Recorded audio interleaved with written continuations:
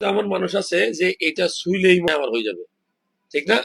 তোমার এই হাতে আছে, এই হাতে আছে, দুই পায়ে আছে, আর হয়তো এখানে একটু আছে হালকা, এই তো, আর তো কোথাও নাই।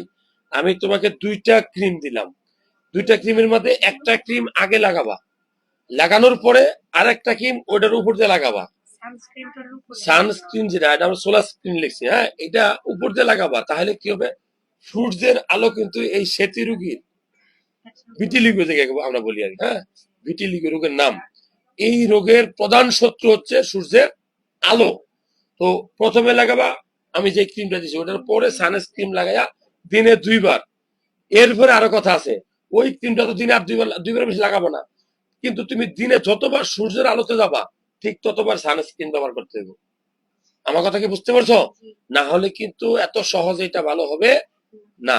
তো ডিয়ার ভিউয়ার্স, খুবই ইম্পর্টেন্ট যে আপনারা যারা এই এই শ্বেত রোগী বলি আর কি, হ্যাঁ, নাকি এর কি বলি, যে এদেরকে যারা অবহেলা করেন বা বিভিন্ন খারাপ দৃষ্টিতে দেখেন, মনে রাখবেন আপনার হইতেও লাগবে 1 মিনিট। আল্লাহ চাইলে আপনারও হয়ে যেতে পারে 1 মিনিটের মধ্যে। এই আমি ধরলাম, আমার কি হয়ে গেছে, আমি ডাক্তার, আমি তো সব ধরি, আর হইলে হয়েছে। সবচেয়ে বড় কথা, কাউকে কোন রোগ নিয়ে অবজ্ঞা করা ঠিক না। রোগ আল্লাহ দেয়, আল্লাহ ইশারায়। আর যে মানুষকে আল্লাহ পছন্দ করে